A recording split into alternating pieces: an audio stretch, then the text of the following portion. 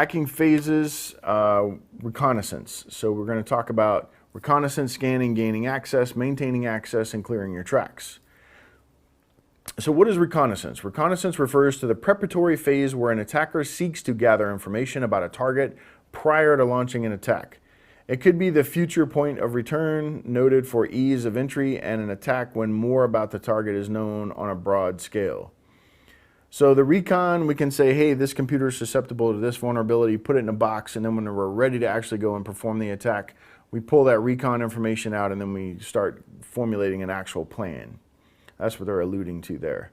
And then reconnaissance target range may include the target organization's clients, employees, operations, networks, and systems. Again, social engineering is a big one here. And then we have a couple of reconnaissance types. We have passive and active. Passive reconnaissance involves acquiring information without directly interacting with the target. For example, searching the public records of news releases. So you just read the news and you gain information. That way there's no way they could possibly know that you have that information and that you're starting to form a plan of attack, right? So technically that's true, but the government might know that, hey, somebody's reading this, Al Jazeera news or something like that, right?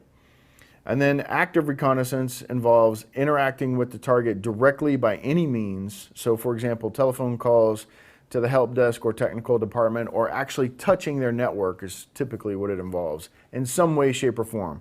Touching their network could be a phone call, it could be touching the wires on their network, snooping, scanning their appliances, things like that. So now we're going to get into scanning, which is separate from recon. So scanning is an active, not a passive thing, right? So we have a pre-phase attack. Scanning refers to the pre-phase attack when the attacker scans the network for specific information on the basis of information gathered during reconnaissance. So we use the information we got during reconnaissance, and then we start scanning those hosts to look for vulnerabilities and different little issues that we want to identify.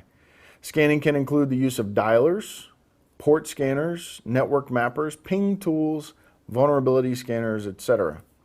So what are all these things? Dialers are referring to the old telephone dialers, looking for companies that still have modems that answer on their networks. Like for example, AOL still has the huge array of dialers in their networks. So they can have dial-up phones that will listen for when your stuff calls, they'll answer. You may find these on larger companies like IBM, for example, still has dialers around. And you may be able to exploit those because they may have been forgotten or left off the big security plans of today, and then they're easy backdoors and people don't tend to monitor them because they don't understand them. Then we have network mappers. So you're building a network footprint of their network so you know what it looks like. We have ping tools, so we can ping their network, do ping sweeps and that kind of information. These don't generally work, so we have a LAN and then we have the WAN. So this is our line. We have the LAN, the local area network, and the wide area network. If you're using a ping tool, usually it won't work from the outside, but it will work on the inside. Typically it's disabled on the outside, the WAN port. And then we have vulnerability scanners. We're using tools to look for known published weaknesses in software. For example, in Windows, could be in Cisco, could be in Juniper, could be in Gigamon, whatever the technology is, could be Palo Alto Networks.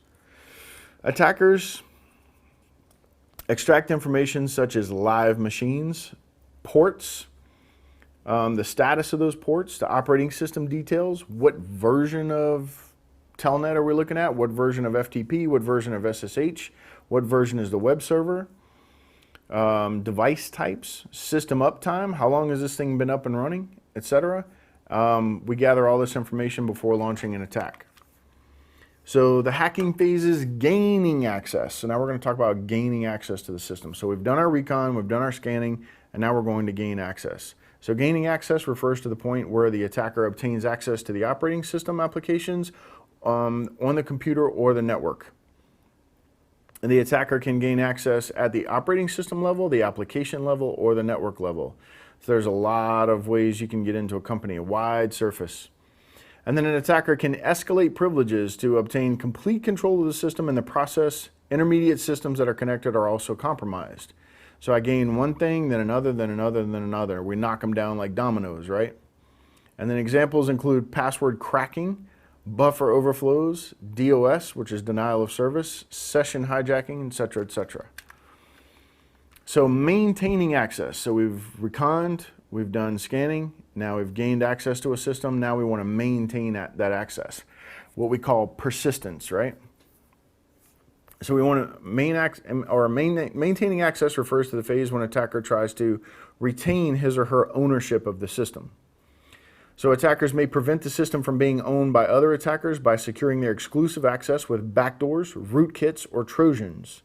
And there's different types of each one of these, and we'll talk about them later when we get into those detailed sections. So we'll define them later what they are.